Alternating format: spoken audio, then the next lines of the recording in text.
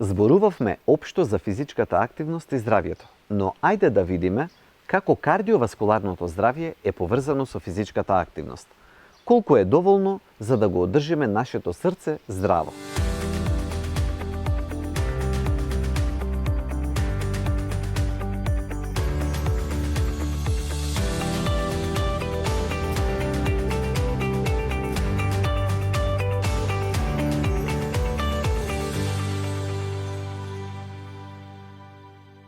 Човечкото тело е направено за да биде активно, но модерното време остава се помалку простор за активности надвор од работата, а подразбира седечки начин на живот.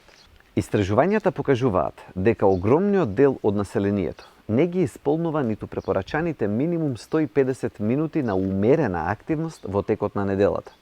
Исто така, новите студии го изедначуваат негативниот ефект на цигарите со оној на физичката неактивност.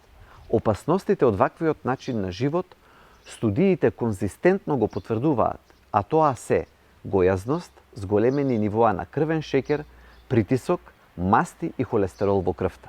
Сите споменати проблеми се поврзуваат со зголемениот ризик од кардиоваскуларни заболувања. Податоците од една мета студија кои биле собирани во текот 15 години на тема физичка неактивност и опасности по здравјето водат кон јасен заклучок дека седечкиот начин на живот значително го зголемува ризикот од предвремена смртност. Физичката активност помага и ако веќе страдате од некое срцево заболување.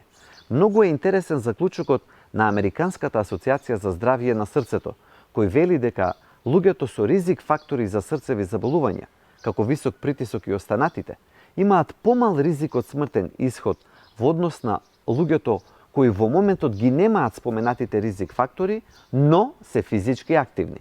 Фактите се јасни. Редовната физичка активност е корисна за луѓето со срцеви заболувања во најмала рака на ист начин како што е корисно превенирањето од појава на срцеви болести. Редовната физичка активност помага да се потроши повеќе енергија. Тоа превенира зголемена телесна тежина, зголемен шеќер во крвта, како и подобар липиден статус, а и подобар крвен притисок секако. Дополнително, таа ги подобрува когнитивните способности, превенира и помага од депресија, придонесува за подобро расположение. Кој тип на физичка активност е најдобар за срцето? Било кој тип на физичка активност кој прави мускулите да се движат повеќе од вообичаено и вам ви одговара, ви создава пријатно чувство и можете да го практикувате, е добар избор. Физичката активност која вклучува ритмичко повторување на движењата на рацете и нозете се нарекува аеробна активност и е особено погодна за срцето. Примери за кардиовежби се пешечењето, возење точак, брзо одење, трчање, пливање, танцување. Важно е да се спомене дека телото има потреба ваквите активности да бидат редовни. Лицата со хронични заболувања или со попреченост исто така треба да најдат начин да практикуваат умерени физички активности.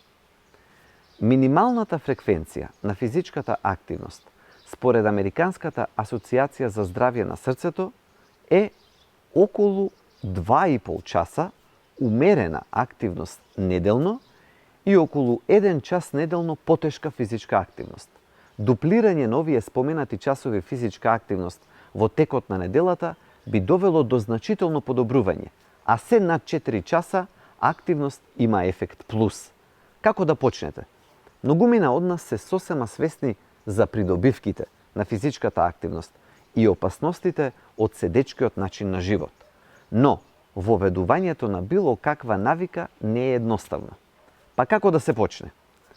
Прво, не се оптеретувајте со времето на активност и интензитетот. За почеток можете да почнете навидум со многу мали промени во секојдневието. Како, например, кога се возите со автобус, симнете се една станица порано или ако одите некаде со автомобил, паркирајте некаде малку подалеку и користете ги скалите, се разбира, наместо да користите лифт.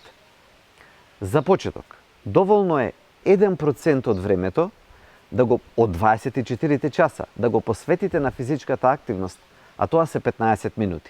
Секој може да си дозволи толку. Исто така, многу е значајно внимателно да ја одберете активноста која вам ви се допаѓа.